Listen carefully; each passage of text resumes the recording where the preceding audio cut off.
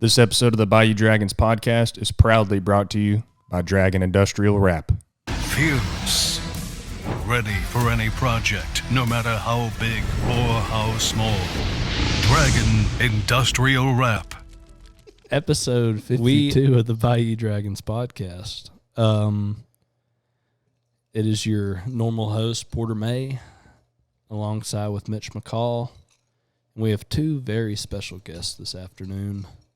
One of them is the three-time washer tournament state champion in the state of Colorado, Mr. Cole Johnson, and he is the one who had pointed me towards the main guest. No offense, Cole, but the main guest for tonight. His name is Josh Palermo. He is the lead singer, the vocalist, lead guitarist for the new upcoming phenomenon for Texas country music, JT Reserve. Thank you. Was that not good? That was really good. I do not play lead guitar. Oh, you don't play guitar? Oh, my bad. But I wish I could. Oh, okay. Sorry, not lead No, guitar. You're good, dude. You're but good. I thought that was a pretty good. It. That was Very good badass. intro. Very good intro. Thanks, man. You are the vocalist, though. That might be the best compliment I've ever been given. No, you're welcome, dude. There'll be plenty more to go. And maybe I can record something later. You can, like, whenever you walk out on stage, is like, and coming to the stage, JT Reserve lead vocalist Josh Palermo. Yeah, that'd be sick. He's 3 for 1 tonight. Like, Next up on the main stage. yeah. But, Palermo. yeah, no. So my buddy Cole here a while back, and it's been a while back, but was like, hey, there's a new band coming up. You need to check them out. They're legit. You need to get them on the podcast. JT Reserve. He's been telling me for months. JT Reserve. I'm like, look, not that I didn't want to have them on, just like everybody that listens, life. And it just has been getting pushed off. We have other guests that we had to get on, and For sure. finally got to have you on, and man, it's a pleasure. It's been so far a solid ass afternoon already. It's been a with good you. one. It's been a good one. Good steak, good corn, cold beer. It's corn. The Yeah. corn. Yeah. Where is that kid now? I mean, nobody knows. No, But excellent dinner prepared by Porter per usual.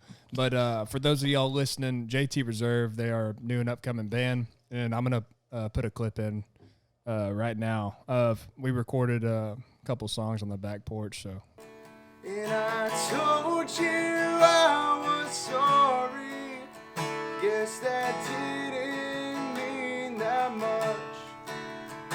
And in 2 weeks, you're with another guy. Guess I never did enough.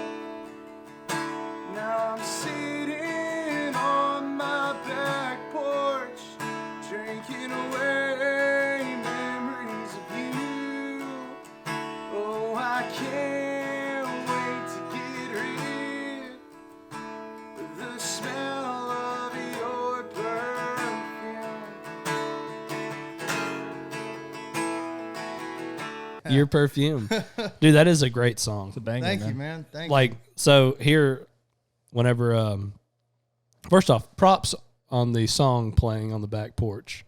Thank you. For the doing that. You played 3 different songs, 2 of them that are going to be on your new album. Yeah, We'll get into that because I want you to plug yourself as much as you can. For sure. But like, and just as good as anyone that you can hear people, on Spotify, Apple, whatever you want to use.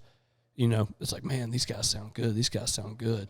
And then you hear them live, and it's like, they sound like dog shit. Like, yeah, these guys suck they ass. Suck. Dude, I was genuinely, because I've never seen you live, so I was genuinely like happy that you were good. Well, that means a lot. Like, That I'm really being, does mean the world, man. like I'm being serious. I can't wait for you to see it full band next time. I know. Yeah. I'm super excited. But like I was tickled to death. I was like, well, I didn't go, like, I went into this blind because I don't know who you are. I've been listening to your music on Spotify, and I thoroughly enjoy it. JT Reserve on everything. But I was like, man, I hope he sounds good live. Yeah. Cole's been hyping this dude up, and Cole hasn't steered me wrong. Cole's a good friend of mine. He hasn't lied to me many times. These guys fuck. Yeah. Took the words out of my mouth, dog.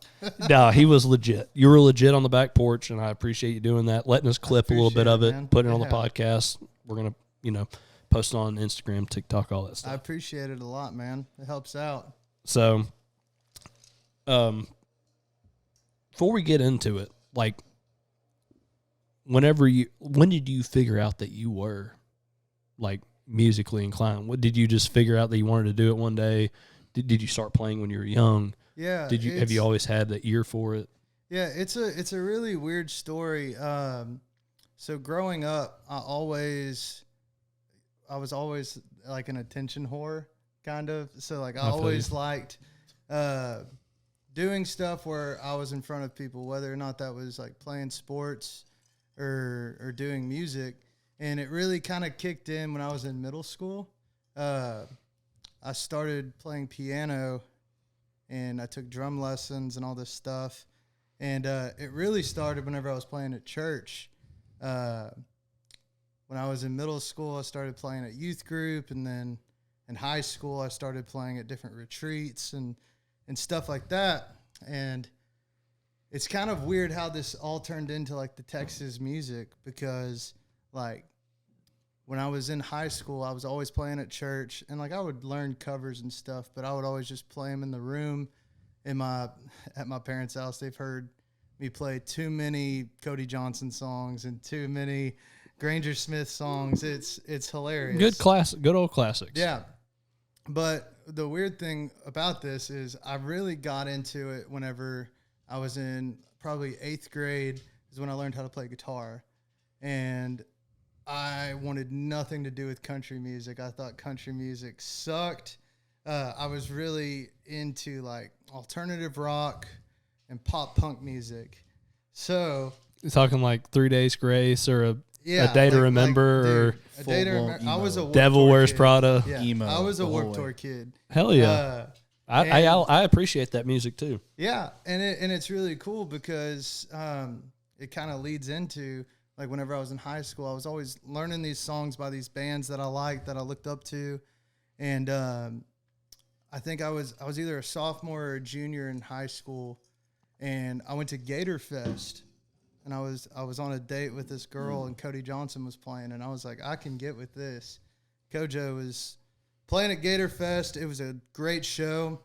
And so for about a year, or not a year, maybe 6 months, I only listened to Cody Johnson. Well, then Port Arthur Mardi Gras comes and Granger Smith plays.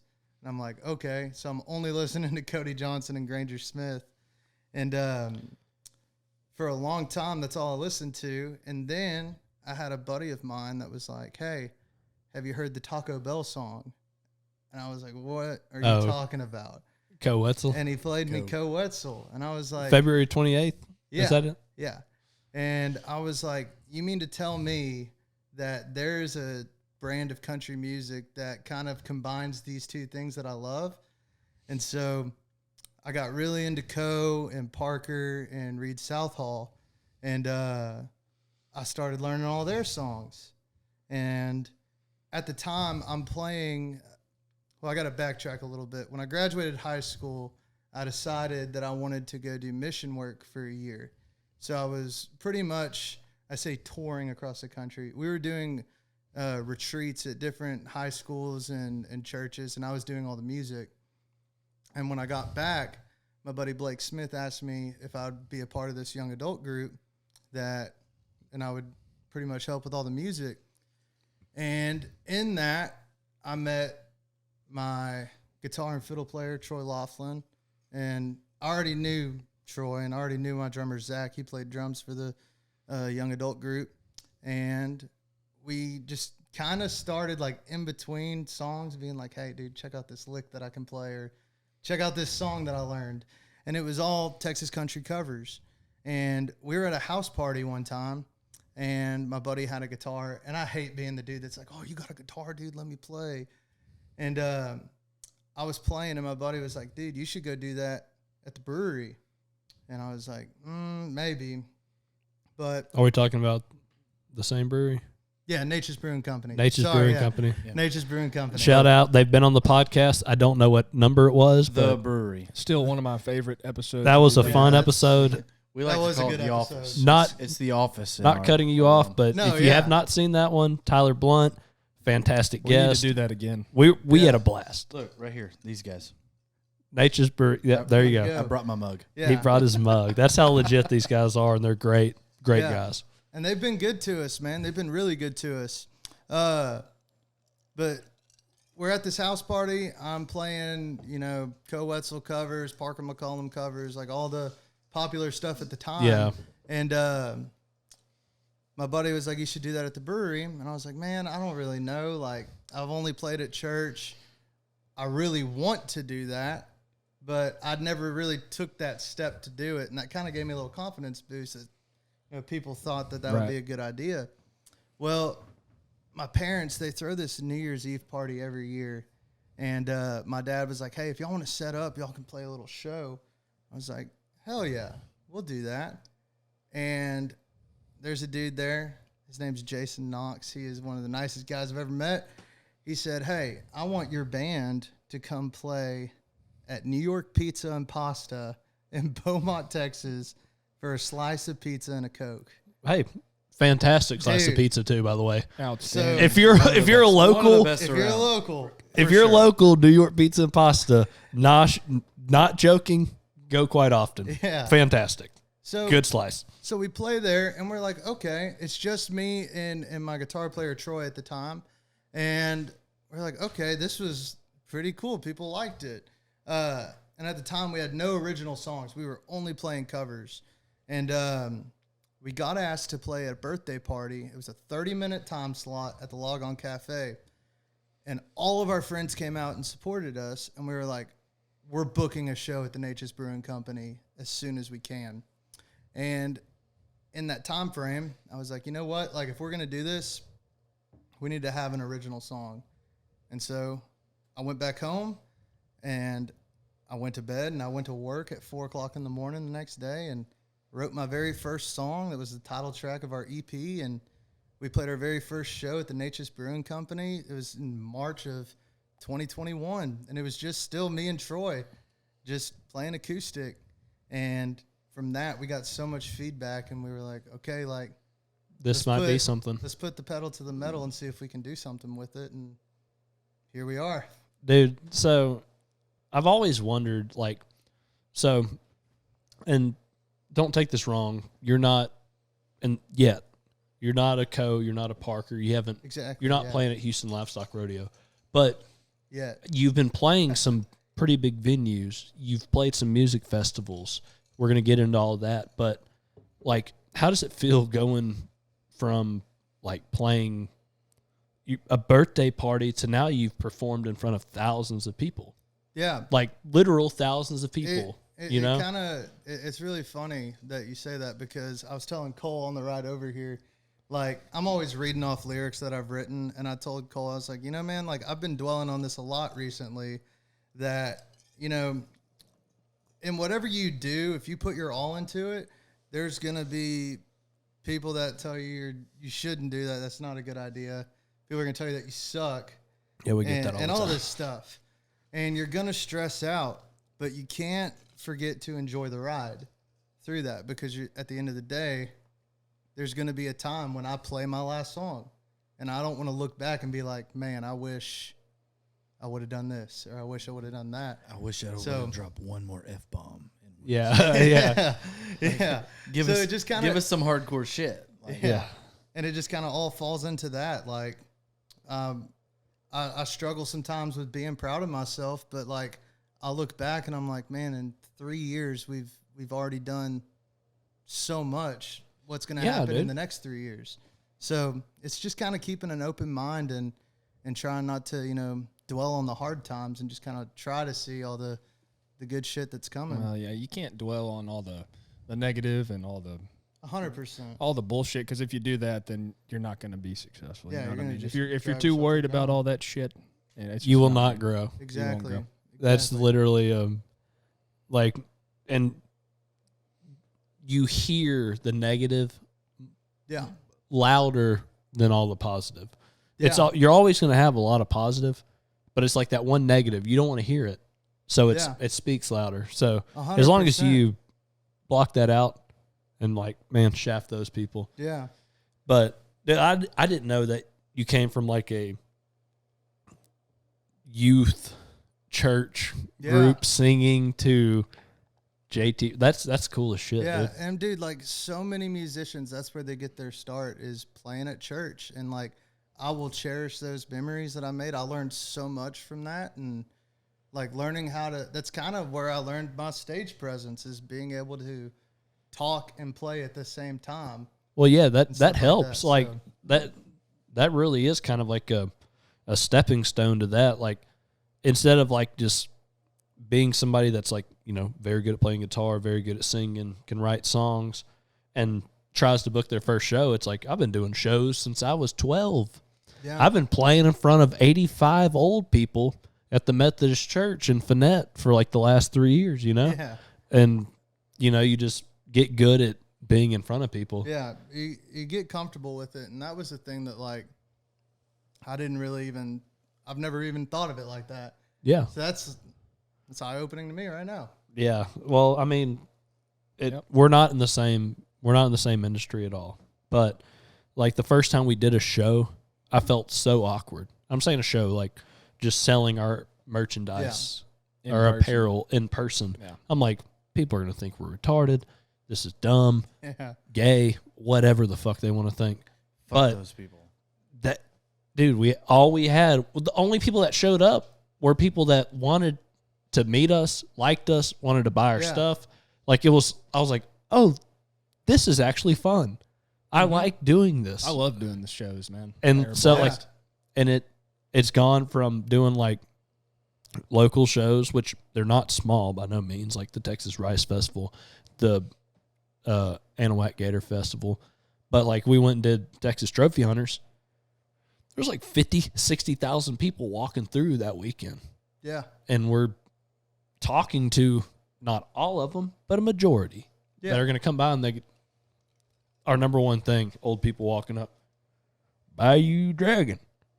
What's that? And then we all each have our own type of spin, a spill of how we became what we are, what we do, shit like that. So I feel like started off small, started getting bigger, and it's fun now. Yeah. So I imagine the same. Like, yeah, we're not in the same industry, but we're both selling a brand. Yeah. In a sense, and it's like we sell these T-shirts. Yeah. And we speaking want to of, make cool T-shirts. I And love people want this to buy them.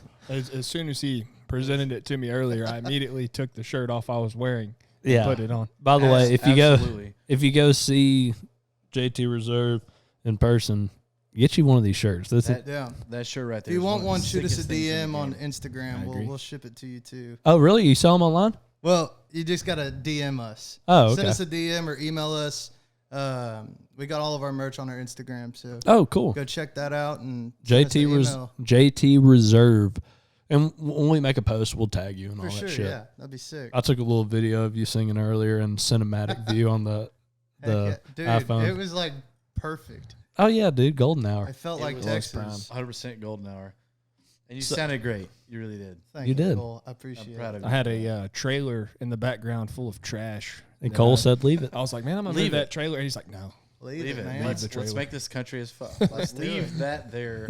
This Old is where tires and shit. we're not in Austin. We're not in these major But- cities with this big influence. Whatever. We're in the middle of nowhere. There's ducks flying over. The trailer needs to be there. There was literally two mallards flying over as he's singing. There's literally two mallards flying right over his head. The Yeah, trailer he's- needs to be there. It's country as fuck. He's singing your perfume, and there's a Drake there, in it.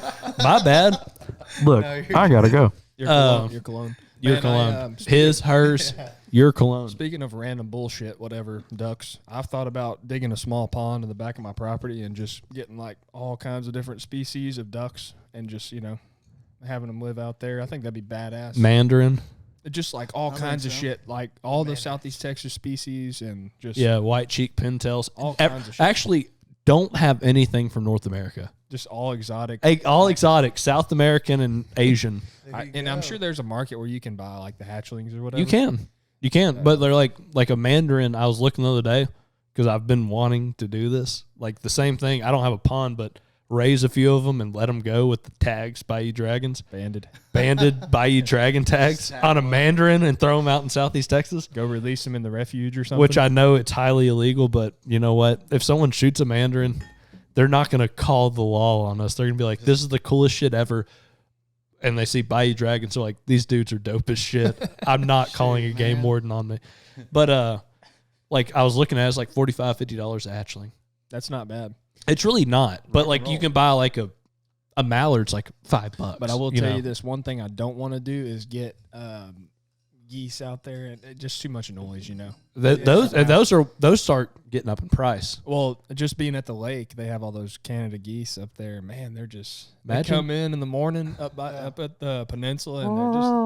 I mean, don't get me wrong, I love the sound, I love hunting, but when I'm trying to, chill in the morning, I don't want to be hearing that at the house. Imagine CC duck call. Oh yeah, a buddy that we've had on the podcast, actually, he has like 12 of these geese that are like his literal like golden retrievers, and they walk up to his truck when he pulls in from work. He hand feeds them, but they also come with the Canada goose call. Oh yeah, there you go.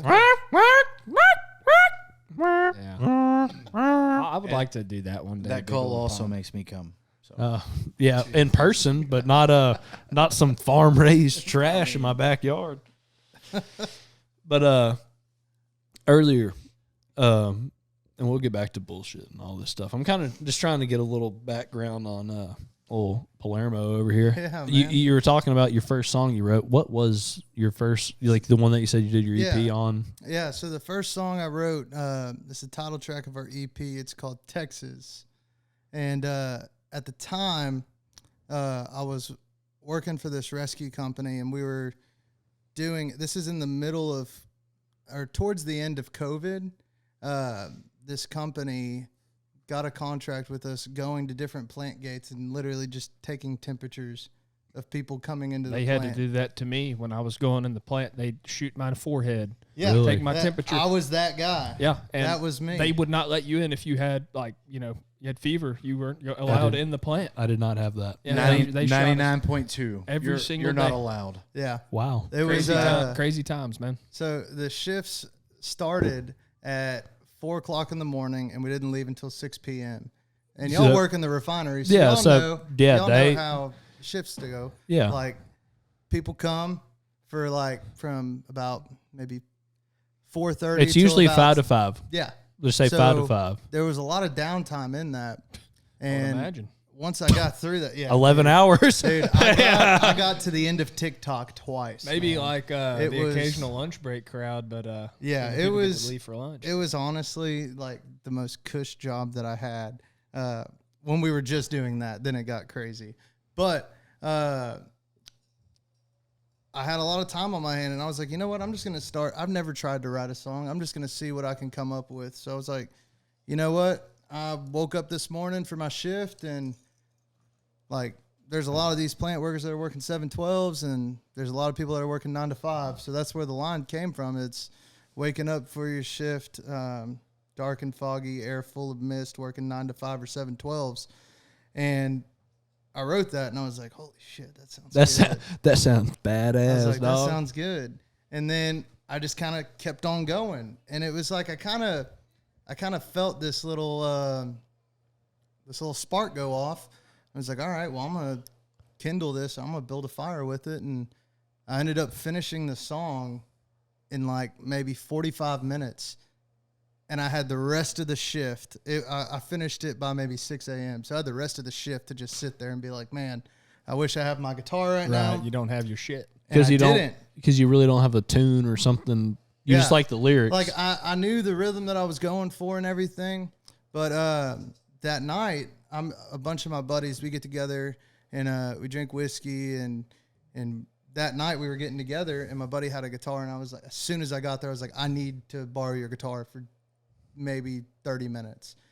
And it was one of those moments where it was like first try, everybody was like, "You wrote that?" And I was like, "Yeah." This morning at 6. This morning. And that's where the story starts, really, man, is like I wrote that song and I had that confidence boost from people like, "Man, I like your song." And at our first show at the brewery, we played it and it fit in well. Everybody liked it. And at that show, former guest on the podcast, John Teague, was there. Yeah. And also another one. Listen to the John Teague podcast. Teague Brothers Teague Band. Brothers and all them. John was in town and he heard it, and he was staying with his cousin, so he invited us over, and he's like, "Man, I want to hear your songs." I was like, "Well, I got one of them. I got one." And he pretty much told me, he was like, "Man, if you want to do this, you got to start writing." And 2 weeks later, Your Perfume is written, and Solid. then the rest of them start coming, and that's pretty much how this whole thing kicked off. That's awesome, dude. Your Perfume, we have a little bit of time left. I was just looking at Your Perfume, like we were talking about a minute ago. You that was your second song, and I've seen a lot. Like I'm no expert in all this, but usually like the first couple of songs that people write before they get popular, they kind of go to the wayside.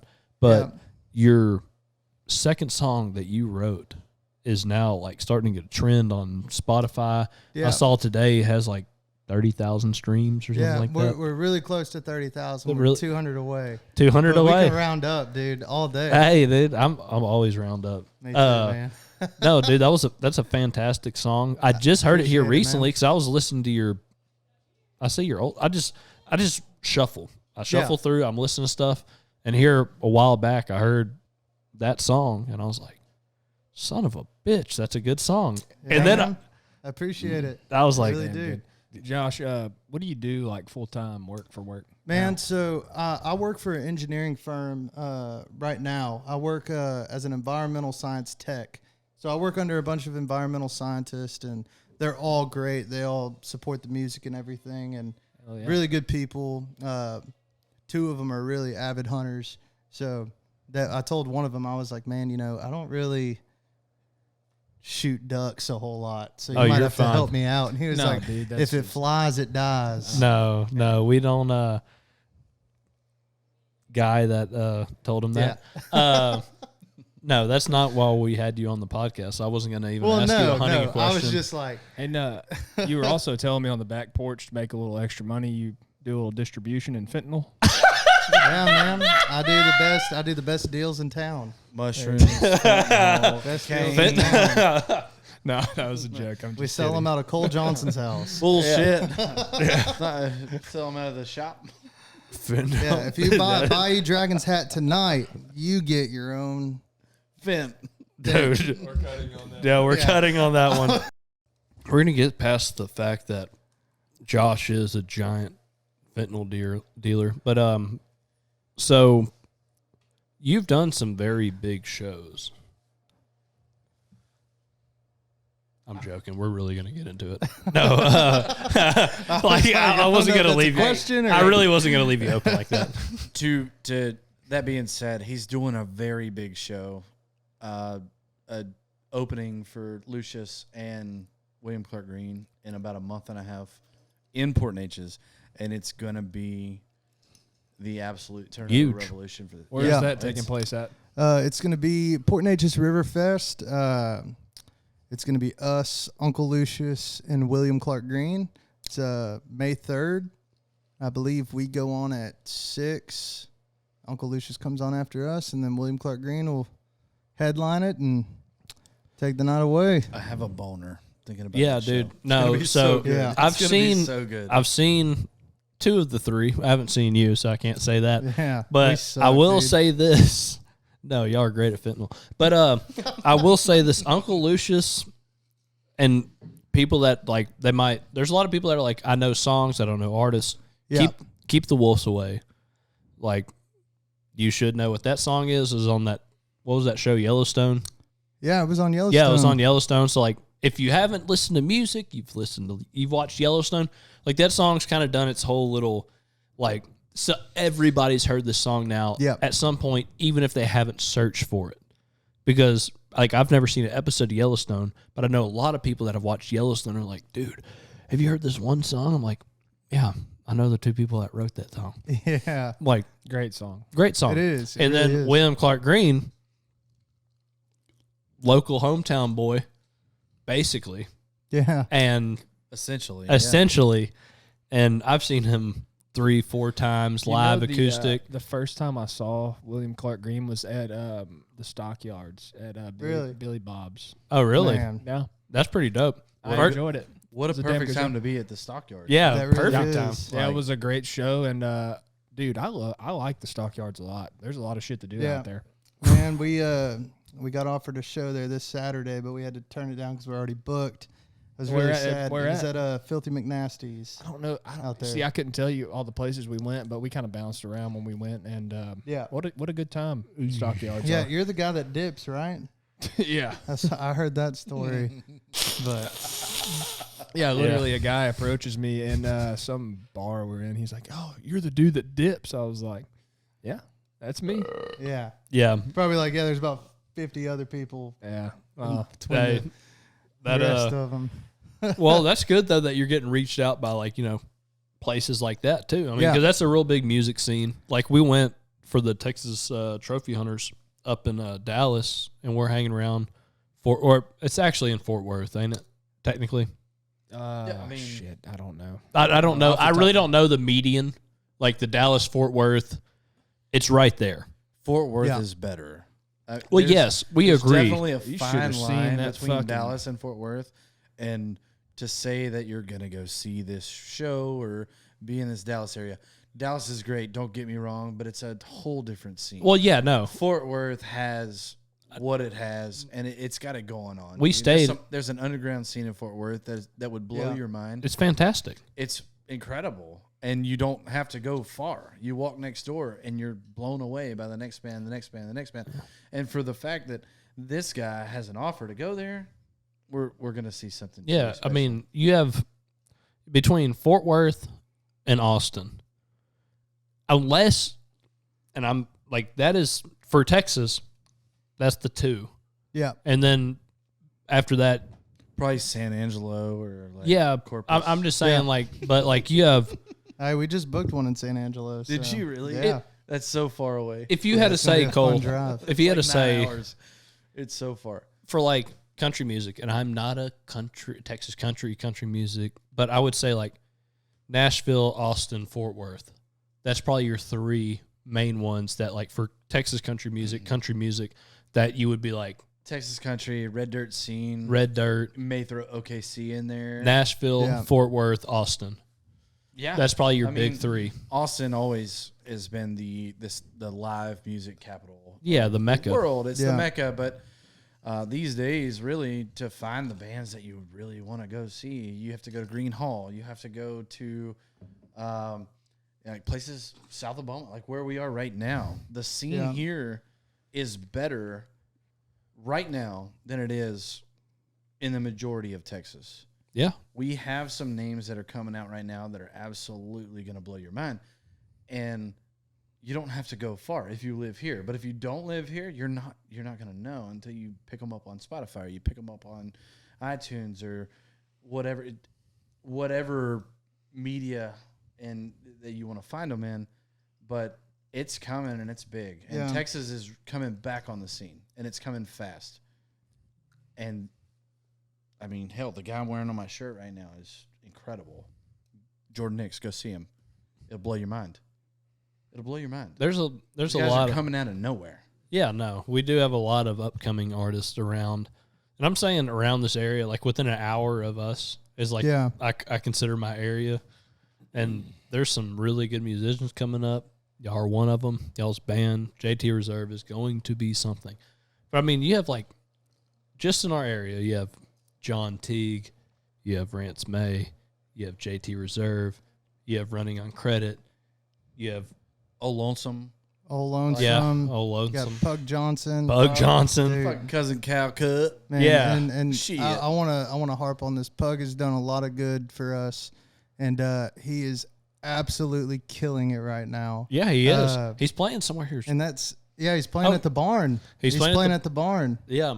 And he's also doing, and I do respect this dude a lot. He does a lot of like benefit shit. So he's doing like the Hampshire Finette graduation auction here coming up. Like we donated a bunch of shirts and hats and stuff, and they're like, Pug Johnson playing at the deal. Yeah. You know, I'm like, that's awesome. Pug's the reason why we got into the hill country to play shows. He invited me and Sage and a guy named Don Rollins who wrote It's 5 o'clock somewhere to come out and do a Southeast Texas takeover at this venue called the Screaming Goat, which is awesome. Yeah, in Bulverde. Yeah. That place JT is Reserve badass. will be there June 22nd. Place is legit. June 22nd, the Screaming Goat. Yeah, it's all, Y'all dude. love it. It's super cool, man. Like they've got an awesome outdoor stage, and then they got a little goat farm right next to it, and they got an awesome restaurant inside with an indoor stage. And you eat the goats.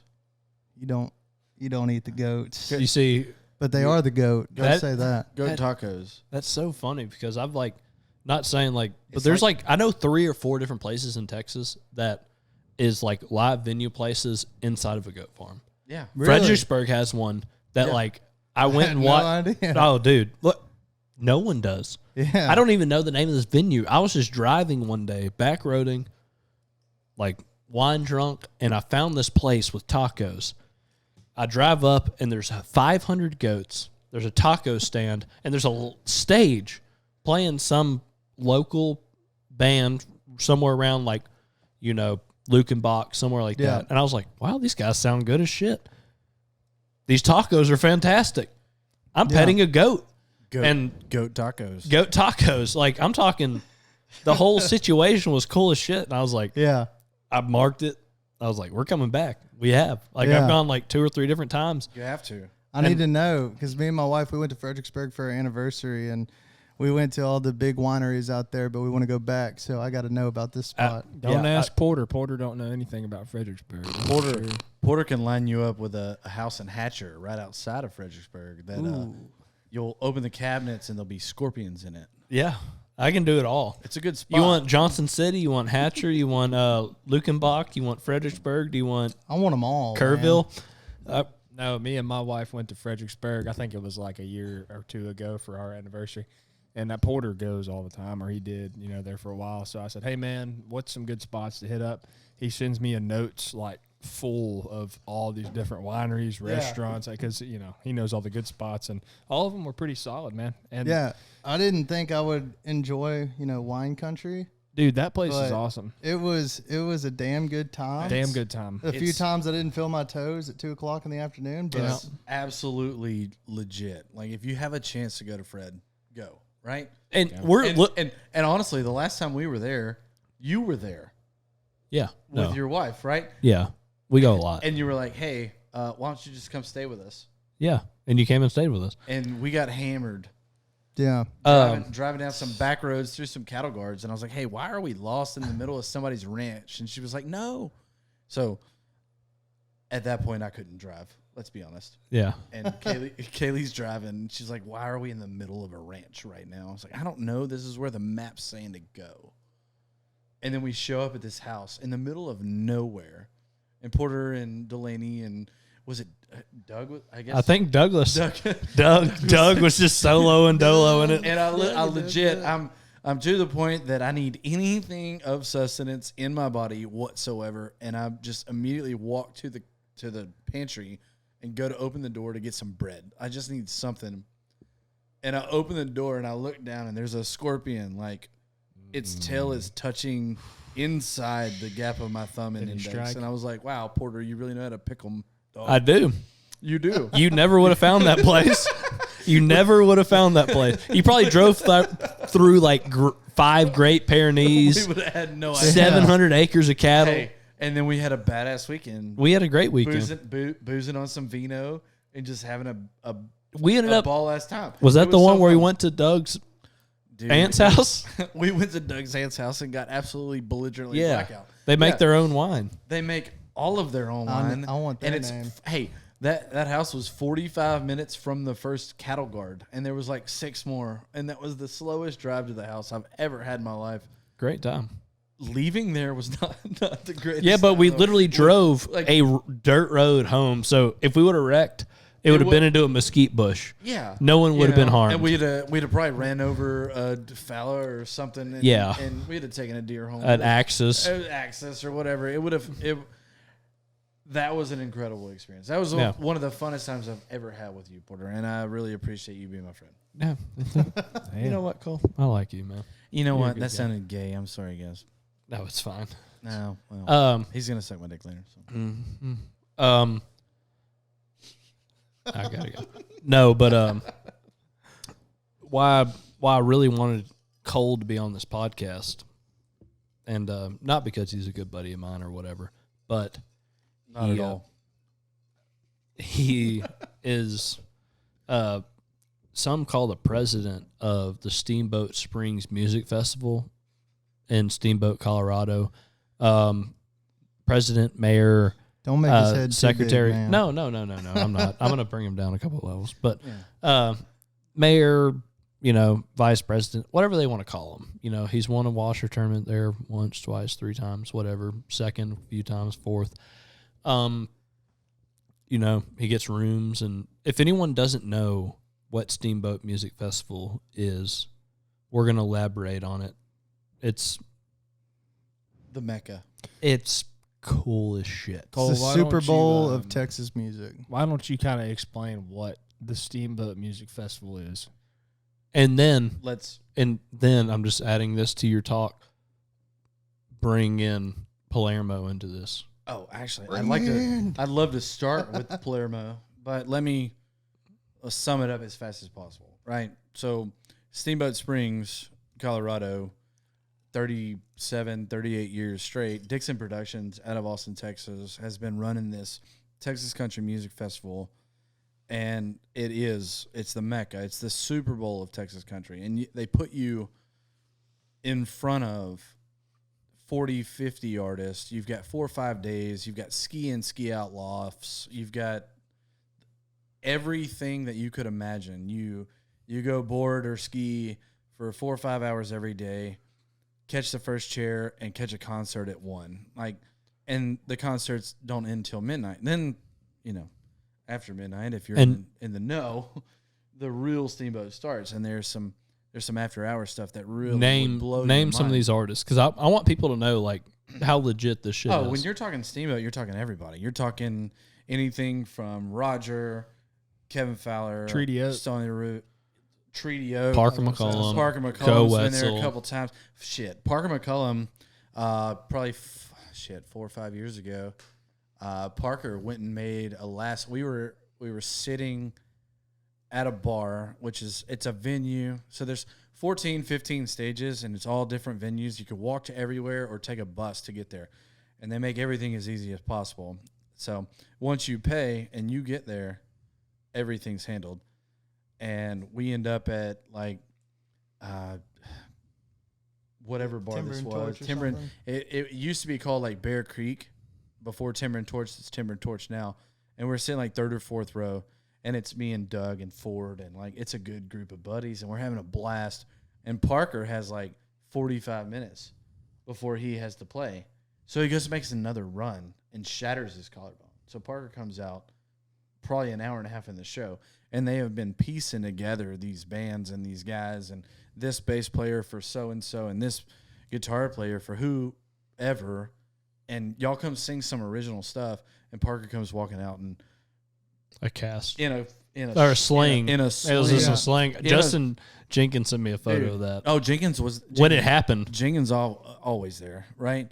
And Parker's in this sling, and he comes out and he can't play guitar, so he's losing his mindset's off. Of course, probably because he's also on whatever to kill the pain. He had just shattered his collarbone, but he walks on stage and he's like, "I got one song for you, and this is it."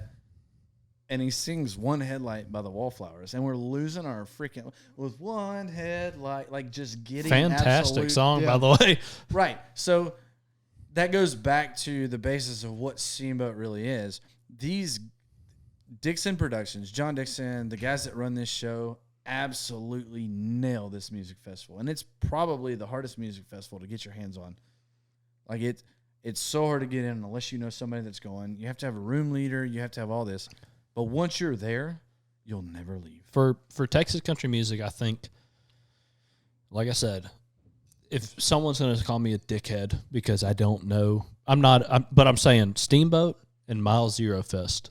Yeah. Down in Key West. Top two. Those are your top two. Period. And I'm saying that as like a fan. If I was a Texas country music, Red dirt music fan, I would try to go to Steamboat Springs, Colorado, or I would go to Mile Zero Fest in Key West, Florida. Either one of them. One, you got the slopes, you can snow, and you're going to have 50 fantastic bands. You can snow it either. Yeah, you can definitely snow down in Key West, but you got the same deal just on yachts, and like my brother I've had on the podcast before. Y'all can go listen to some of those. Like, he talked about it when he came back from Mile Zero Fest. He's done Steamboat. He's done Mile Zero. Mile Zero is more of his speed than Steamboat. Yeah. But Steamboat's miles ahead in my boat. Yeah. Same in my book. Well, I'm biased. I've never been to Mile Zero Fest. Yeah. My brother's pretty chill. Yeah. Steamboat's not as chill as Mile Zero. I'm saying chilly. So it's chilly. You say that though. Like, Steamboat's not, the Music Fest in Steamboat is not through the day more chill than Mile Zero would be, but the after hours activities, the shit that you can get into if you know where you're, like, yeah, Steamboat's pretty fucking legit. Oh, dude. no, it's unreal. I'm not going to take away from the atmosphere that you put yourself into, the people that you meet, the new names that you experience, the new vibes. Watching this guy grab a guitar that's handed to him, and I'm not talking about like randomly handed to him. This is like Eric Middleton handing him a guitar so he can hand it to Jordan Nick, so he can hand it to, like, you sit on a couch and you watch these elite artists, these subliminal minds that know how to write music, that know really how to produce and how to lay some shit down, that it doesn't make sense to you until you hear it, and then you have to go listen again and go, wow. Yeah. Holy crap. This guy just blew my mind. Yeah. I didn't catch it at first, but I got to meet him or her and go re-listen to this on Spotify or whatever platform they're on, and you go, whoa. My life changed a little bit because I heard this song. And that's where the Music Fest, that's where Steamboat, that's what Dixon's doing. That's where I believe that going to the mountain is better than going to the beach. Because you have the opportunity to see some up close and personal, very intimate shit that absolutely will blow your mind. Yeah. But you don't know it's blowing your mind. You're in the moment. You're mixing a drink. You're having a good time. And then you wake up the next day and you go, wait, I heard this line, and I got to go find this guy or this girl. And then it happens, and you're like, damn, I'm hooked. I'm fucking hooked. Josh, am I wrong?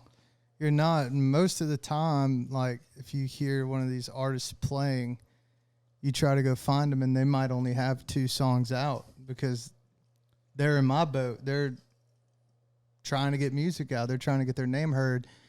And that's one thing that was really big for us. When we went the first year, it was just me and my guitar and fiddle player. He switches from guitar and fiddle. And we were in one of those rooms, and I was nervous as shit. There's actually a really funny story. Oh, Rebecca Creek room. Just chilling with this these boys. story, man. This was my first time ever being in one of those rooms. The jam's getting ready to start. Fowler's in there. Like, so many big names are in there, and they're getting ready to start playing. And I'm just kind of not trying to force my way in there. What are you doing? Oh, you know me. Just hanging around. Just hanging around. Beetlejuice. So I'm standing there. I'm not trying to, like, force myself in there. And the guy that played the first song was like, so this is how this works, you know? He kind of started giving the spiel about how this room went.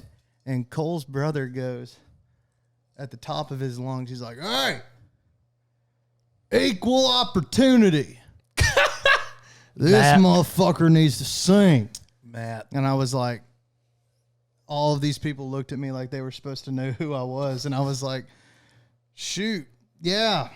And later on, I got my opportunity to go up there and play. And I think I played Your Perfume or Hard Headed. But while I was in there, I was playing, and y'all see it in the clip. I usually play with my eyes closed just because it kind of helps me get centered and stuff. I noticed that when I was snapping some photos of you while you were playing. Every photo, your eyes were closed. Get into it. But hell yeah, bro. I opened my eyes, and You really got to get in there and close your eyes and like suck his dick. Yeah, really feel it. Really capture the moment. I'm singing. Feel it in your throat. I'm singing one of these songs, and I open my eyes, and Tanner Ussery is standing right in front of me, and I'm like, "Holy shit, that's Tanner Ussery!" I'd never thought I'd be in the same room as this dude. And the way that it works is you play a song, you hand the guitar off to the next person, and I was like, "Well, Tanner, you want to do one?" He was like, "Yeah, it's a good ass song." And then he I was shits on like, everybody. My trip's made. My trip was made. It was good. And then we went to the next room, and another person said something. And it's just the community out there is so good. And that's where I learned that, music business is a really competitive place. But if you get to know the people that are in it for like the right reasons and just love writing songs and love playing music, they're going to talk to you like you're one of their own. Look, and I've heard, I'm not saying, in the way I think about it, our podcast is the lowest on the list on a podcast. I'm just saying, like, compared to other people that I listen to. But I listen to these bigger name podcasts, and they're like, what they say is, other mostly comedian podcasts that I listen to. I just like listening to funny shit every day. Same. They're like, it's not a competition. The more like funny that we have out there, the more it helps each one of us. So like all these other hunting, fishing, cooking, whatever you want to, I can't even say we're a hunting and fishing podcast because we're sitting here talking about Texas country music. We had a street chef on the other day, food truck, like we have whoever we want on. But if ours succeeds, I want someone else's to succeed. I want that to be so it's awesome that musicians would be like, look, if I'm doing good and then you're doing good, you have people that are listening to you that haven't heard this person, and you find them, it's a whole giant human centipede. And it kind of all comes together because like the human centipede. Oh God, yeah, no, that doesn't all come together that way. Great way to sum it up. Well, no, now you eat my shit, real. I don't yours. That movie, I did watch that movie. Someone told me to watch. You watched the whole thing, didn't you? Well, someone told me. You never even turned it off. Someone told me years ago, hey, you got to watch this movie. So I turned it on. You'll see titties. It starts off, it's interesting. It's a little thriller going, and then that everyone knows the story. The deranged doctor captures these people, and then he sews the mouths to the rectum, and he forms this large centipede, and it's fucked up, man. 4 or 5 people. It was on Netflix. Yeah. I watched. I started. I'm not gonna lie. We do that. We do that on a random Saturday. But I'm saying, fucked up movie. Look, I'm saying, is everybody is, feeding off each other. Exactly. Yeah, I mean everybody. Y'all are all feeding off each other. I mean, like you have to eat crow, right? Yeah. I see where you're going. Thanks, man. You do have to eat crow to get where you're going. I guess at times, but sometimes the man that produced that, like who came up with that movie, dude, he's got something. Look, you know what? I believe that was like M. Night Shyamalan, like his brother, not the M guy, but the other guy. Oh, whatever is what it. Yeah, L. Night Shyamalan. Hey, those are fucked up people, dude. Yeah. Hey, man. To even think about, hey, let's sew somebody's lips to somebody's butthole. That's a bad deal. But he fed into something else. Like, so you watch that and you're like, ugh. I can't watch that. I'm going to go watch Two Girls, One Cup. And I then you mean, watch that. but And then yeah. you're like, I can't watch this. I And need to now- watch this. And now I'm a degenerate Yeah, because yeah. I enjoy Yeah. watching this shit. Yeah, by the I mean, time. I don't, but like, some people do. You Yeah, know, I don't. Look, no harm, no foul, dude. I'm not going to tell you what you can or can't watch. I'm not going to dog on whatever you watch because you know what? We're not into freaky shit. Cool for you. Yeah. But it's the same thing. But Yeah. Well, it kind of, come on, apart from the human Get in. centipede with that film, watch at your own risk. Motion picture. PG? It kind of all comes together, even down here in the PG-13. local scene, man. Like, our good buddies Running on Credit, like, fantastic. play.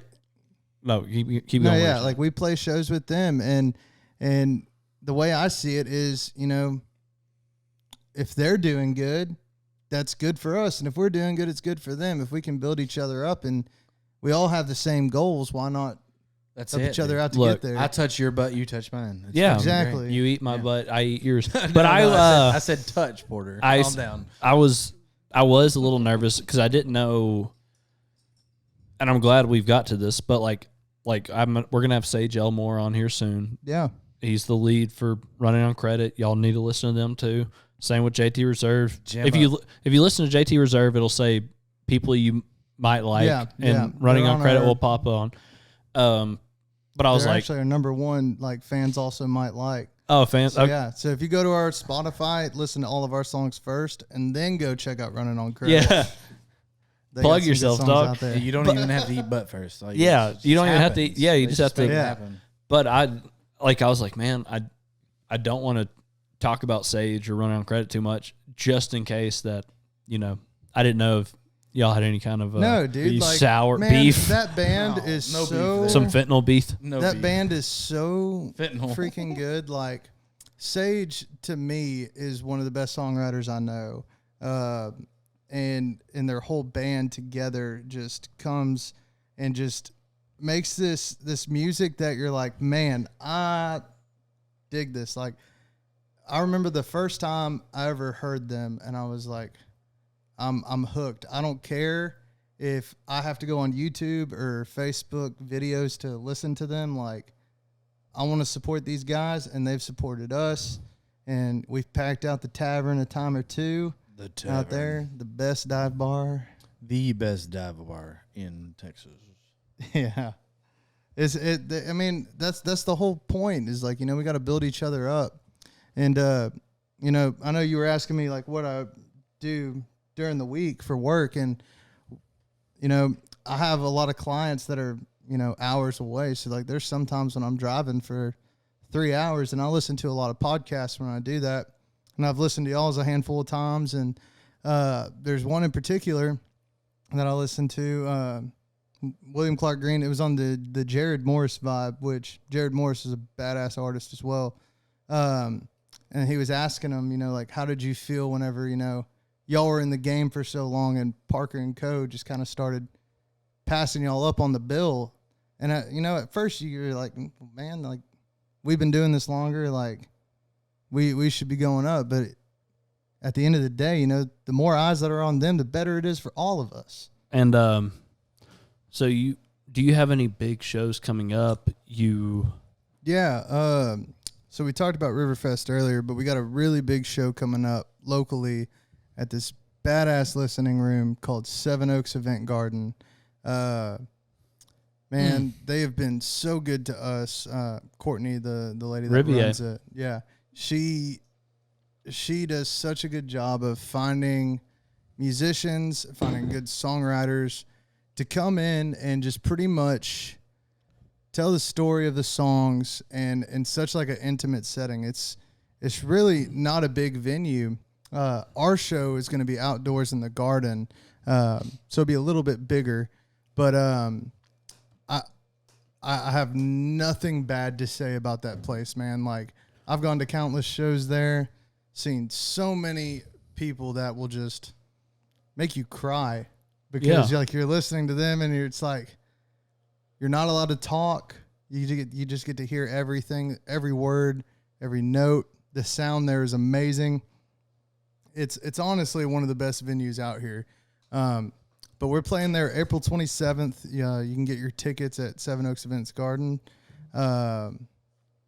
It's going to be great. We're going to play a lot of the new stuff. So be sure to get your tickets. Come out. There's going to be dinner provided by Catherine and Company. So you'll get a good meal out of it. Get to hear some subpar music. Be great. I would say you're a little bit above subpar. Definitely better than subpar. Well, I appreciate that. But yeah, no, we're going to be out there. It's right down the road from here, actually. It's going to be a good time. We hope to see some of y'all there. I need to check that place out. I've heard good things. She brings in a lot of good local and like out of town talent. Yeah, dude. to Like that they had place. the I've heard Red that- Clay Strays come and play a show. Yeah, I've heard Shoot, Tent some Revival. good stuff over there. Yeah, and Right. I've seen another artist that came through. His name was Cole Chaney, and dude, that guy has just skyrocketed since we've seen him. And it's like, man, we got to see him literally like maybe 20 feet away, and it's just like, man, you get to know the person, and most of the time afterwards, like they're at their merch booth, and you can say hi to them and tell them which song was your favorite. And like as an artist, that's something that is really good to hear from other people, but also like as a songwriter myself, getting to go say what's up to Cole Chaney or Jason Eady or Midnight River Choir. Right. Like it's something that you don't really get to do a whole lot. Like, don't get me wrong. I love going to shows at the Rice Festival or at Ford Park, and you get the whole shebang. But seeing somebody up there that wrote this song and it's just them and an acoustic guitar or them and their band, it's so good. And it's also a good date night too. No, I'm going to have to check that out.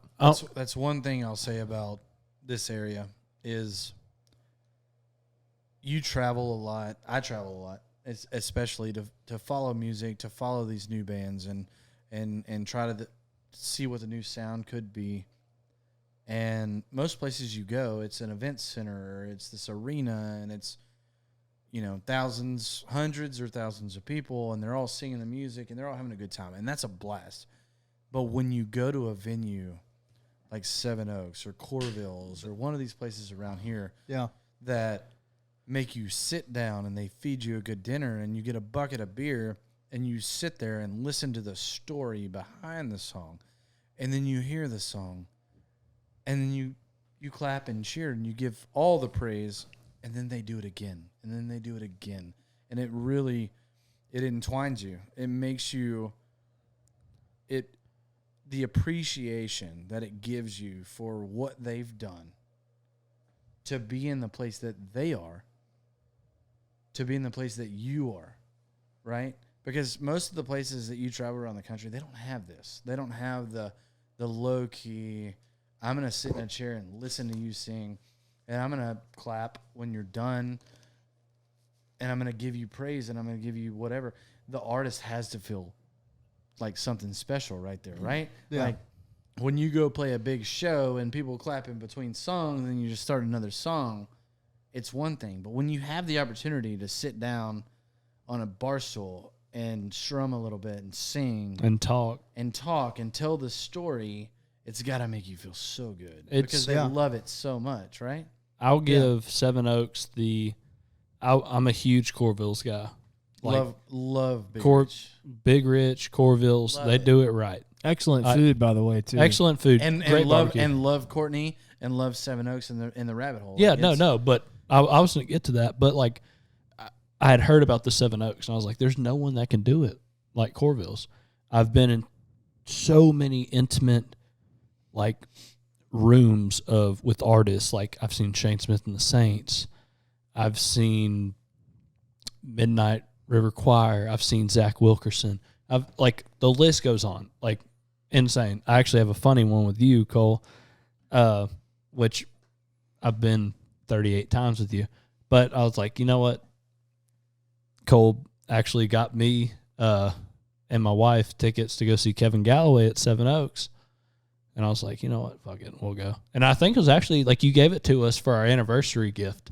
It was a present. It was a present. You just said, look, hey, I got 2 tickets to Kevin Galloway. I said, that's perfect. I said, that works out to be my anniversary gift. And you go, Well, then it's a present then. So like I ended up Don't tell her I gave it to you. Just give it to her. she won't listen to the podcast. Don't worry. She has no clue. But so like I got two free tickets that I bought for my wife to go see Kevin Galloway, and I was like, you know what, Courtney? And I know Courtney. Like I went to school with her daughter, graduated with her. Like I've known her for a long time. Great family, great husband, you know. But I was like, this is actually a badass setup. It was a very intimate, concert. I enjoyed the shit out of it, because we were just hanging out, drinking wine, eating a charcuterie board. And charcuteries. Yeah, charcuteries. And cherishing Kevin Galloway. And I was like, this is awesome. Like, Yeah. Brilliant. y'all have done a... You think that you were in Fort Worth, or you think that you're in Austin, Texas. Yeah. I don't. And you're No, in I LaBelle. don't, because I've never been to Fort Worth or Austin where I've been in that kind of situation. I watched Kevin Galloway with like 75 people, and everybody was quiet. There was not he told his story before each song. He told this is how I wrote the song. This is where it came from. Yeah. And then he sang a song, acoustic, just by himself, did it, got done. Everybody clapped. And he's like it's intimate. And that's how Corville's is too. And if you are local, if you can acquire tickets, which it's hard because people that are ticket holders don't want to get rid of them. I've been 40 times because of people like Cole Johnson who get tickets, and he's not giving them up because you don't want to miss that situation. But if you can ever get them and experience that, it's surreal. And you get to talk to the people afterwards. You get to max 100 people in one room listening to Shane Smith and the Saints just doing their thing. Yeah. Yeah. And it's affordable. You get dinner. And then it's like $50. You said, 55, 75, depending on what it is, who it is. But at the same time, no one else, I don't think anyone else nationally has the opportunity. I mean, there has to be listening rooms around town, right? Yeah.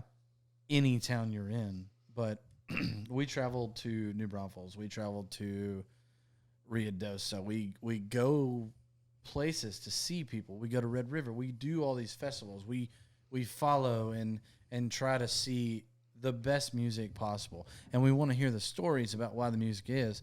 And 90% of the time you can't unless you're in these rooms. Yeah. And that goes back to what I'm saying about Steamboat. It's like when you're in those rooms, you hear these stories about. Enjoy it. Well, I mean, and that's what they've done with that fest. Is why I would say you do the Steamboat thing over the Mile. I don't want to dog on Mile Zero. I really don't. Yeah. It's a badass festival. It's cool as fuck, but you're not gonna get the intimate experience that we get and that we're fortunate to get locally and near here. And if anyone is ever traveling to this area and it's a Thursday night and you want to see something cool, grab a ticket to Corville's, grab a ticket to Seven Oaks, grab a ticket to Nature's Brewing. Nature's does listening rooms. Yeah. Like Duhan comes to town and they sell tickets. And then the old Duhan. This guy just walks in the door and you're like, wow, who is this? And then he fucks your ears so goddamn good that you come in your pants. It's fucking insane how good the music is around here. He is stupid. It's stupid. And we've got one of the best sitting on the couch, and he can agree. Like, some of the art that comes through this area is dumb. Is absolutely unheard of. And some of the guys that I'm talking about are actually major influences on him. And the fact that they give us the time after the show to go and have a true fan experience, not this fanboy, fangirl. Take a photo. Here's an autograph. Not this, I want to suck your dick kind of experience. Take a picture and leave. Like, I'm going to answer your questions. I want to be around you situation. It's pretty badass. You know what my most memorable one was, and he's now became a pretty big name in the Texas country music, was, and I don't think any of us had heard of him at the time, and I don't remember who he opened up for because I've been to too many now, but the time William Beckman came through. Standing O opening show at Corville's for Roger Krager. So they just go, like we don't know who, and Corvallis does that. Like they're like, okay, this is the guy. We don't know who. It might be a local. It might be somebody. Yeah. They go, this kid, William Beckman was playing in Louisiana. He's coming through tonight. We caught him on the drive-by. Well, so, and I've seen William Beckman now like 5 times. He's fantastic. They're like, William Beckman. He is my age. He's like almost 30 years old. But he's so drunk. Like, that, we've never seen this guy in our life. There's just 2 dudes walk him up, set him on a stool, and have to carry the guitar to him. And he's sitting there just like, and I'm like, oh my God, this is about to be shit. I tell you, that was probably the second best. That was the second best opening act I've seen at Corvallis, behind Zach Wilkerson. It blew. Dude, everyone. he just Wait, were you there when Zach Wilkerson played the last time? Oh yeah. the last time. Like 3 years ago? Yeah. Yeah, we opened up for him. Did you? Yeah. Oh shit! This was that guy.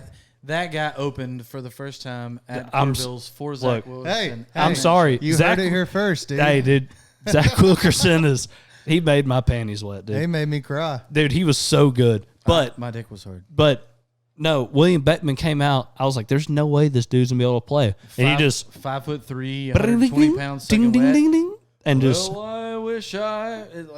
Fuck. What the Yeah. fuck? Just dude, I came was out of like, his he mouth? played like 3 or 4 songs, and then they came back out, picked him up, like grabbed his guitar. Like he couldn't walk. He was so wasted. And I was like, I even respect him more. Right. Yeah. Because he came out, couldn't even read, picked a 6-string, played beautiful music, and then got carried off stage. And then got in his Forerunner and drove back to Del Rio. Dude, it was Del fantastic. But It was impressive. it was very impressive. full standing O. Yeah, we're just like, oh my God, who's coming on next? I forgot. Right. Like one of those, like, So, one thing that you'll see coming soon, these guys have that. Like, that's their new album is gonna blow your fucking mind. And Yeah. I've heard a few of the songs. You heard a few on the back porch a while Dude. ago. Was it not? I'm asking you. No, it was damn good. And when I see that, and very blessed to be able to see that, in person, acoustic on my own back porch, it was awesome to see in person, before it's released and everything. It's going to be awesome. Means the world, man. It really does. Because, like, whenever, I write these songs, it's, there's some songs that I write that I'm like, okay, this song is for me. Like, I don't care if it's popular or anything. I'm writing this because this is what it means to me. Sometimes those are the best ones, though. Exactly. And a lot of these songs that are on this new record, I felt like were for me. But then once we're in the studio and we're chomping away at them, it's like, man, and not to toot my own horn or anything, but like, I don't think there's a song on this record that people are going to be like, man, I hate that song. Like, I genuinely think when you play the record, everybody's going to have like their one song that they love from it. But it's kind of what I want, because I want it to be a well-rounded, like, we're not really, a honky tonk band. We play that Texas style, which kind of comes off as, alternative country kind of. And that's one thing that I love about the Texas scene is there's so many. You can kind of do your own thing. It's an umbrella, man. Yeah. It's so cool. look, and I hope, like, I didn't hear all of them, but I hope it's like, and like, there's like certain albums that you're saying, like, that you listen to that is like, there's not a bad song. Yeah. And it's like the original Turnpike, Goodbye Normal Street. Cool. Yeah. Tell me there's not a good song on there. Tell me there's a bad one. You Exactly. are dumb. I will debate you and I Tell- will bury you. Limestone Kid, Parker McCollum's first album, fantastic. Like, and I'm not trying to be like, yeah, Parker McCollum's huge now. Were you listening to him back then? I remember getting introduced to him when he was playing at the Belco Crawfish Festival down here in Southeast Texas. He didn't even have an album yet, and I'm like, Playing on a fifth wheel trailer the first time I'd heard with a hay bale. he's playing on a fifth wheel. The first time I heard of him, Doug Morrison had a video of him on my phone or on his phone, and Blow goes, in your mind. he goes, dude, this kid here this Parker McCollum, and I'm like, wow, this guy's Yeah. good. And then now he's, everybody's trying to suck his wiener. And Yeah. I will say this: we did have a I'd probably suck his wiener. good time, me and Mitch, with old Parker one night. Because the one thing, Justin Jenkins, he will be on the podcast here soon. He's buddies with all these people. Right. For different reasons. I've met a lot of cool artists and musicians and cool people with him. But he's like, I was playing, like I saw him at Altiz. He's like, hey man, come to the house, whatever. I was like, cool. Come to the farmhouse. Yeah, come to the farmhouse. Just like a normal Thursday. I show up and he's Park McCollum's there. Normal Thursday. Man. at Normal LT's. Thursday, Park McCollum's there. I'm like, Blackout drunk, going all to the right. farmhouse. And Yeah, this normal is Thursday. normal Thursday. Normal Thursday. And it's Park McCollum, but it's after his first album just got big. But it was only after his first. So I was like, He played at Dixie that night. he played at Dixie Dance Hall. Oh, we were man. all there. Mitch- Separately, but we were all there. Yeah. Well, I didn't go. Well, that's your Man. fault. I didn't go because I was there. at the farmhouse. Yeah, Josh was there. I guarantee. We didn't know each other then. I don't know if I was old If you were enough to be there, yet. if you were there and you remember, he gave Mitchell a shout He out. gave me a shout out because I was I didn't know I Mitchell. frequented the Marsh Bar in Winnie. I was. back I when- just all I could say was like, who the fuck is this Mitchell guy? When, Yeah. Altiz, used to be open. They had the Marsh Bar, and I was in there, and Parker came in. I was sitting at the bar. He came and sat next to me. We were bullshitting, and he was like, "You coming to the show?" I'm playing at Dixie. I was like, I was thinking about going. He was like, "All right, you got free tickets at the door." I was Bet. like, "Cool, I'll be there." Sure enough, I show up at the door. I was like, Parker said I was supposed to get in free. Gave my name, free of charge, and anyway, we were in the crowd hanging out, whatever, listening to the show, and he was like, shout out to my boy Mitch. He showed up. Hung out, drank a couple beers at the Marsh Bar. Hell Glad yeah. you're here, man. I was And then- like, cool. After that, Mitch calls me and goes, dude, Park McCollum gave me a shout out. I said, cool. By the way, come to the farmhouse. Parker McCollum's going to come. So we're sitting here driving golf balls into the cattle pasture, Oh yeah. And what's funny to me, and it's not, and I'm saying this in like I've got to do a lot of this cool shit, especially because my brother is a musician, and I meet a lot of cool people that it's not like you don't get starstruck, but there is people that get starstruck over that kind of shit. Oh, yeah. And we're hitting golf balls and shit. And I put a Snapchat story and put Parker McCollum sucks asshole. Parker McCollum sucks Like- at hitting a golf ball. And Like- I swear to God, I had 300. I'm He- sure, He man. could, he could probably shoot the J, but he Yeah. can't hit a fucking golf ball. I had 300 people Snapchat me trying Hey, to Parker, if you're listening to this, He's I'll not. outdrive you every goddamn day. get. You will that. He's terrible. at golf. 100%. He's terrible. But at golf. he, Gotta he, He's gotta be. I had You so can't many- hit a golf ball in J's, bro. it was so funny. So we had so many people reaching out, trying to come hang out. And I'm like, you Yeah. are such a cocksucker. People that don't Snapchat me at all, saw my story, were like, hey bro, how do I get out there? I'm like, How do I come out there? just and suck his ignore. dick? I want to suck his Yeah. dick. What? But dudes saying that, right? What's mostly dudes. mostly dudes. Mostly dudes just trying to But get in. And What was maybe- great, and I will So- give all credit to my wife on this one. So my wife's she was with me. Everybody started showing up or whatever. We were the first ones there, and she goes, Parker McCollum's coming? I goes, yeah.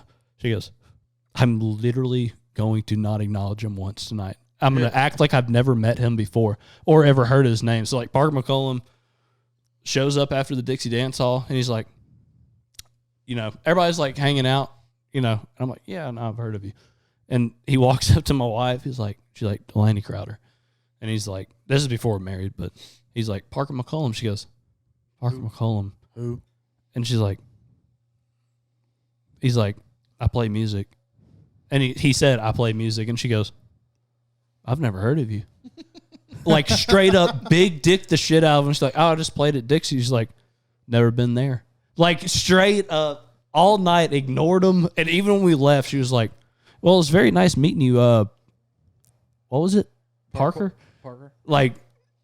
I was like, thank you. I can remember. I'm going to marry you now. I can actually remember the night that the bash happened, and it wasn't supposed to be big, right? It was supposed to be a low key, intimate. Parker's coming to the farmhouse kind of situation.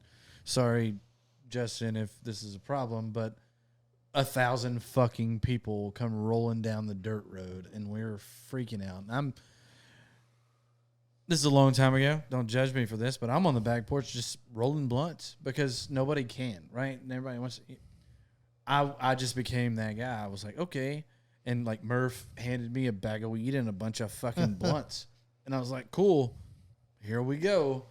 Roll them all, I guess, right? There's a dozen blunts here and there's an ounce of weed. Let me figure this out. And start throwing them around. And it's just passed around. And then Parker disappears for a little bit. He comes back and whatever.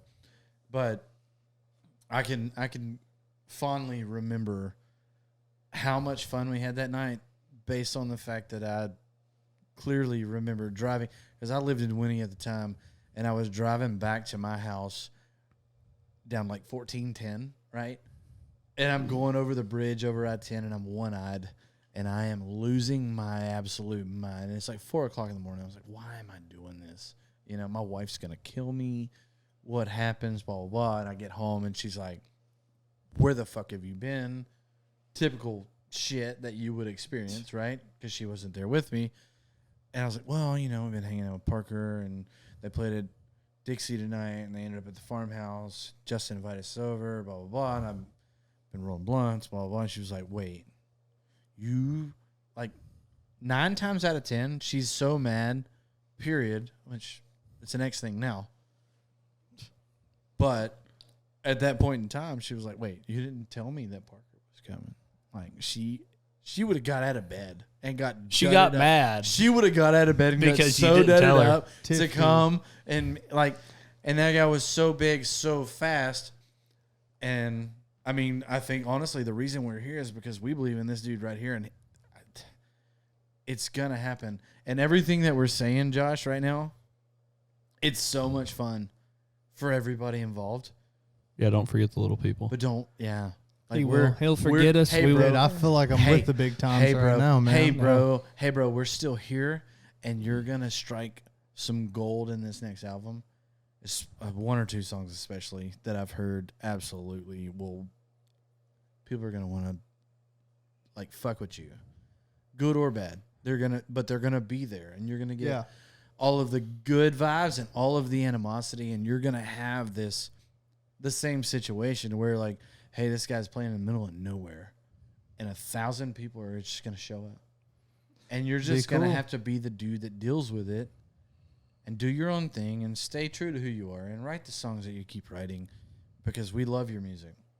I appreciate it. I love your music. Very well said. Yeah. And I do have full faith. Like I said, after hearing you live today, I was like, Man. Damn. I was like, son of a bitch, he has it. Like, Damn. because I heard it on Spotify.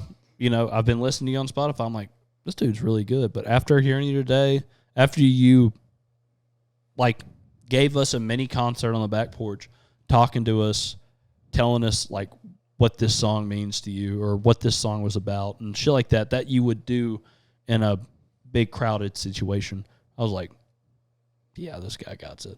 Well, man, and I really appreciate that, but like I can't take full credit because like without my band, you know, we do a lot together, and especially when it comes to the live show, man, like those guys, like if I didn't have them up there, it wouldn't be the same thing. Name man. all of them out. Give all the love to Troy and Zach and everybody else. Yeah, man. So on guitar and fiddle, we got Troy Laughlin from Beaumont, Texas. Woo.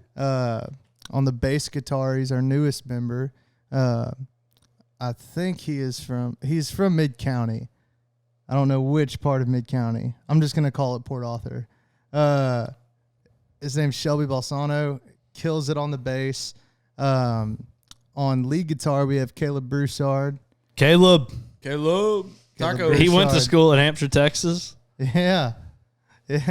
And then on the drums, my best friend, he was the best man at my wedding. His name's Zach LaBeouf. He's from Mont Bellevue, Texas.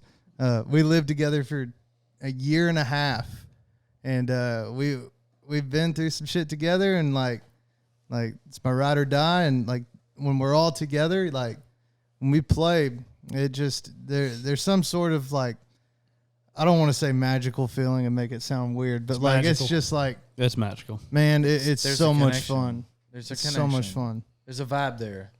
You can see it happen. I've seen them a lot, and from the first time they played that I actually was there in person to watch them play, and to now, how tight the band has gotten, how tight the music's gotten, how much better they've been. They don't miss a beat. Everybody's dialed in. Josh on vocals is just absolutely hammering the shit. At the same time, this Zach guy, like, he's fucking out there drumming in some shorts and looking fly as fuck, and he's single, so ladies, like, go after him. Sorry, Kaylee from wherever, but Oh shit. Well, yeah. but no, he is. I don't understand it. Like, the whole band from day one to now, which has been what, 2 years? So we've been playing 2 years. full band 2 years. 2 years since day one, and within a year, we met in Steamboat. Like, Yeah. we really first hung out in Steamboat, and the first time we hung out in Steamboat, we ended up at Double Diamonds on some open mic stuff, and you ended up with a private show Yeah. the next day. Yeah. Old Dean So- from Louisiana hit us up again. Dean from That was a really Lafayette. funny. That's actually a So, really funny story. We're gonna tell the story, but like the growth that I've watched from day one, from them live on stage to day 700, I get 2 years later, whatever, has been astronomical. These guys are moving so fast to where the sound hasn't changed. They still have the same vibe, but they're so tight. They don't miss. They're so good. And Means a lot. and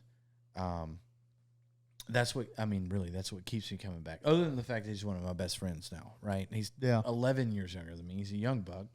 But there was a mesh in the music, and I think that's what he's talking about. Even on stage, they all meshed in the music, and it happens that way. It happens that way for fans too, right? So Yeah. you see this band that really clicks with you, and you stick with it. And we've all been through that. And this is a band that I've clicked with and I've stuck with, and I love these guys. But Josh, so you have the River Fest coming up soon, Yeah. like very soon. I don't know how soon. What are the So- dates of the River May- Fest? We're playing May the Mother's 3rd. Day weekend. Yeah, May 3rd. Are we off that weekend? I You're need to gonna- check the schedule May and the see. 3rd. I hope If you're there, you're gonna get off that weekend. I would love to set up a booth at Riverfest. I think we would do really good there. I think you would too, because there's already, man. Even we played last year on Thursday night, and this is no lie, dude. There's so many Bayou Dragons hats.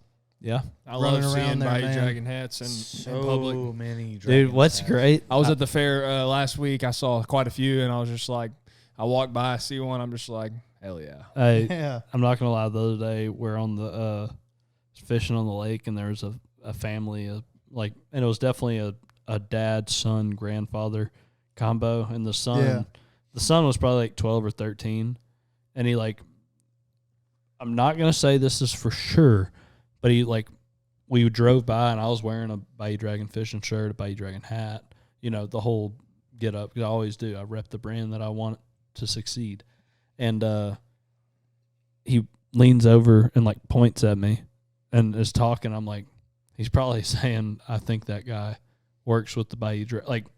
It was in that situation, he definitely knows who we are, which is cool as shit, because I'm 2.5, 3 hours away from where I live, and I've got photos from Cole from different places. Remember the Missoula, Montana? Dude, Yeah. Missoula, Montana. I think The I heard Montana this one was story. wild. Yeah. Comes I heard this walking one. by a random bar. Hey, wait. Are you guys the Dragons? I was like, no, he's the Dragon.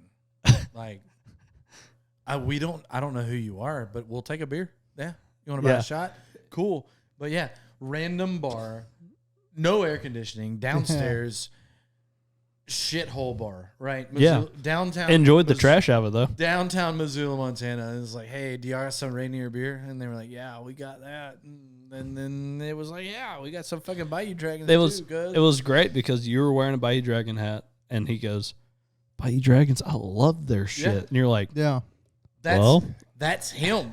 I'm with one of the guys. dude. I think we even saw people at Steamboat wearing Bayou Dragons Look, hats. I I got. know I was wearing one. I Hell wore one yeah. during our show. So Hell yeah. Hell yeah, dude. yeah. That's why we Hell were yeah. talking about. I was like, hopefully he wears this like for like a show or something. No, this is a one time. Oh, okay. No, I'm joking. Yeah, I'm joking. whatever. This shirt's badass. He's gonna man. He's trash gonna it. burn it. On the way home, he's gonna throw it out the window. Yeah. I do really hope that guy from Missoula is like listening to this or watching. That'd be cool. This. Like, but Yeah. we've talked about it before on the podcast. Like, I've met multiple people, but like the most random was in like Montana.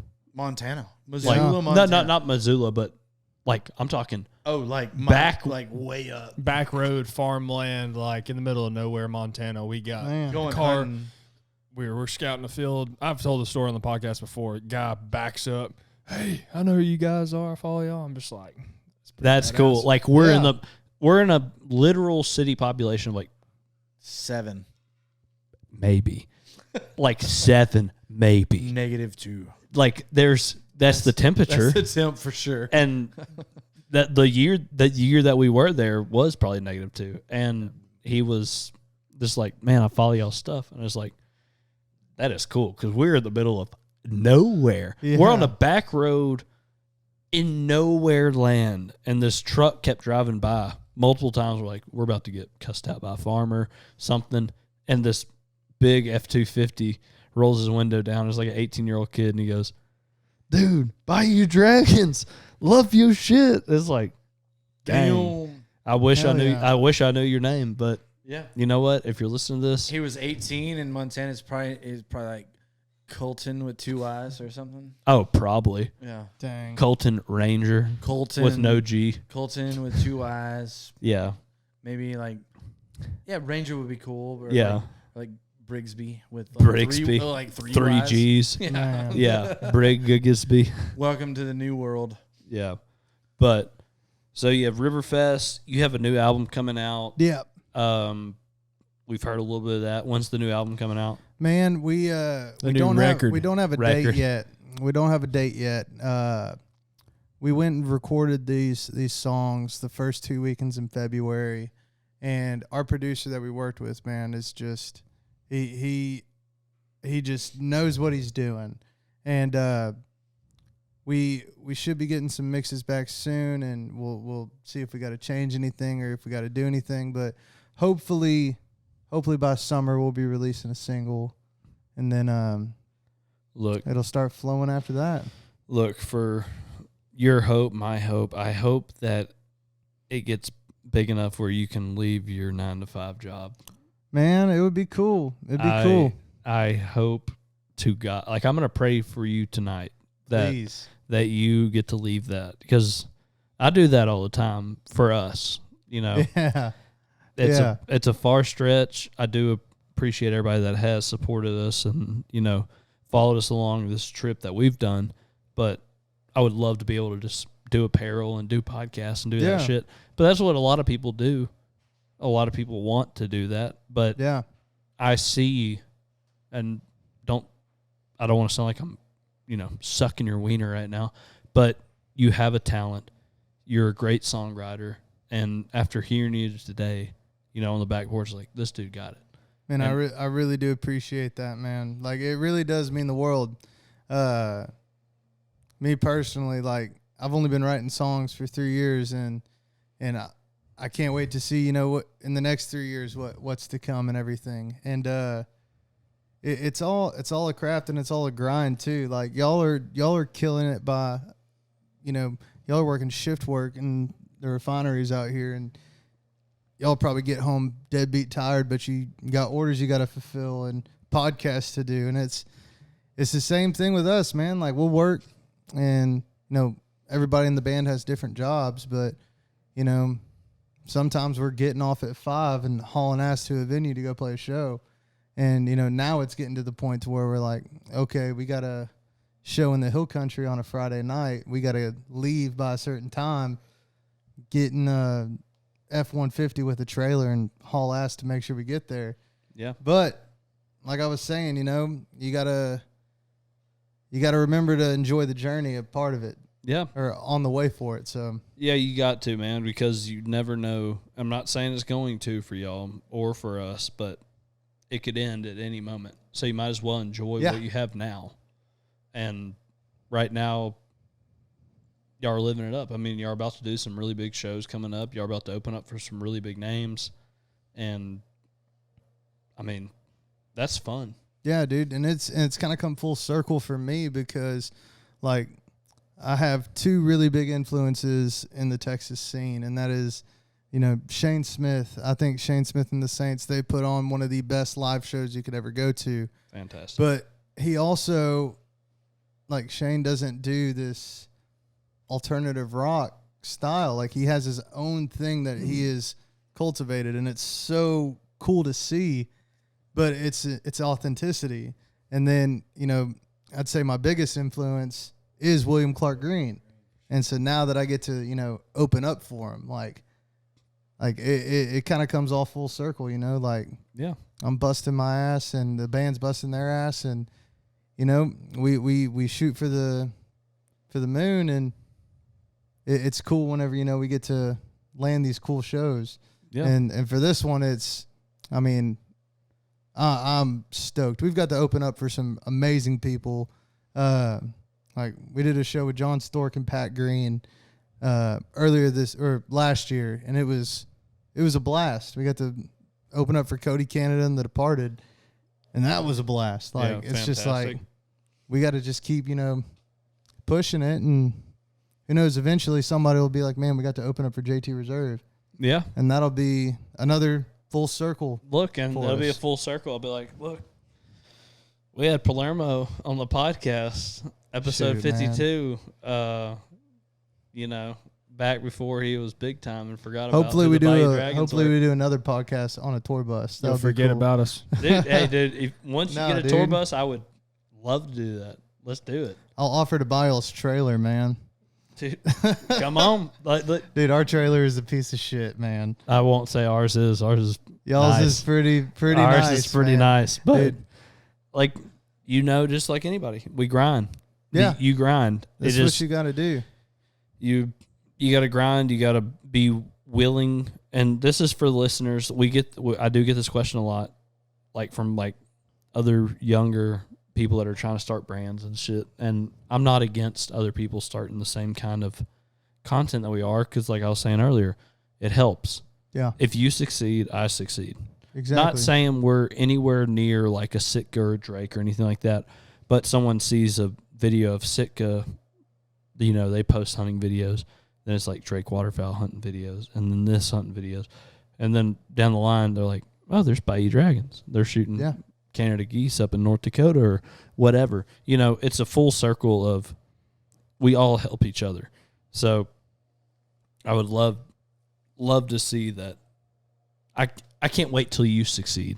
Man, And then- and that really, I know I've said it a lot. It does mean a lot, and it really does mean a lot to even be asked to be a part of this podcast, man. Like, I've been listening to y'all for about a year now, and it's just cool for somebody that doesn't know shit about duck hunting or hunting in general, just to like even hear episodes about Rance May. Man, you want to kill gator, man? You Yeah, fucking call me. We you know? keep the podcast pretty broad, man, and Porter's done a good job of, you know, you can't keep it for us. Just there's only so much you can talk about when it comes to duck hunt, you know. Yeah. So we try to have everybody we can on, keep it interesting, entertaining for the viewers, and I think they like that too. You know, it's not just hunting; it's, you know, food Yeah. truck guy came on, Yeah. you know, a couple weeks ago. You know, just all over the place. I think that makes it fun. I think Ted Cruz is hopping on soon. Oh, really? Donald Trump, maybe. I could be wrong. Greg but Abbott rolling in? Yeah, Greg Abbott. Rolling in? Right, roll in. I pushed You the know- mic away for a minute, but if Ted Cruz is coming, I'm coming back. Yeah, yeah. I just, Give me a yeah. debate real quick. yeah, no. I just, We're gonna agree about a lot of things, and then we're gonna disagree about and then a we're lot gonna of things. disagree about a whole lot of things. Yeah, I just no, but I really do appreciate Josh you coming on tonight. Cole, thank you for coming Bueno. in, stepping in as the fourth, and you know This has been great. We're you're more it than blew welcome my to hop. expectations. Look, I was invited to just kind of be here, be aware, be in a corner, do whatever, to step on a mic, to one, get a steak dinner with fucking roasted corn and potatoes so and good. and all the Miller Lite I could drink, and I didn't realize how much was put in. It's a good time, man. No, it's a fucking great time, dude. This has been the highlight of my month. And Good. And to say it's the highlight of my month, it's early in the year. This is the highlight of the year so far for me. This has been an absolute pleasure. I appreciate y'all for letting me be here. I'm kind of probably hammered drunk right now on the old fashions and whatever. Thank you for the old And fashions too. I feel like those I were may be great. talking about out of my ass a little bit, but at the same time, I really appreciate you guys for what y'all do. Understand the grind that you're going through. I may not be in the same grind, but we're all in a grind, right? And Everybody's in a grind. and to wake up every morning believing in what you're doing and Matters. and where you're going, and it matters to you, right? Yeah. So, and there are naysayers. They're like, "Fuck you, this sucks." Fuck those guys, dude. We're not those guys. Yeah, those Like, guys can suck my erected shaft. Those guys can. Those guys can count the fucking wrinkles on my asshole. Jesus. Fuck those guys, right? I agree. But Hey, I Mom. love what y'all are doing. I've loved it for a long time. I've been a Dragons fan forever. I've been a JT fan since day one. And where this is right now compared to where it was a couple of years ago and where it's going, this is like it's been a highlight of my life at this, not my full life, but of the year, of the month, of the week, of whatever. It's been a real pleasure for me to actually be on a mic here and spill some beans about how good these guys are, where they're going, where I think they're going, the music that I've seen, the scene that I've been around, and how well that y'all have appropriated yourselves into the atmosphere that you're in. Like, you're living in this realm that no one else really exists. Yeah. And and I've always lived in that realm, and I've been looking for a place to listen and to be a part of, and now we're here, right? This is pretty fucking cool, guys. This is amazing. It really is. Yeah. Y'all are doing such a good job. Well, what a pleasure and what a treat to host both of you, Cole and Joshua, this evening. Y'all make sure to check out JT Reserve on all social media platforms as well as Apple Music, Spotify. You can find them there. We're going to be posting some clips of them. Awesome band. They got some great songs. New album, new record. Same thing. No, Same it's thing. I've noticed with the artists, they don't say album, new record. I mean, it's a thing with y'all. So new record will be coming in the near future. Y'all be looking for that. And man, thanks again for coming on. I had a great time. And Same here. JT Reserve for life.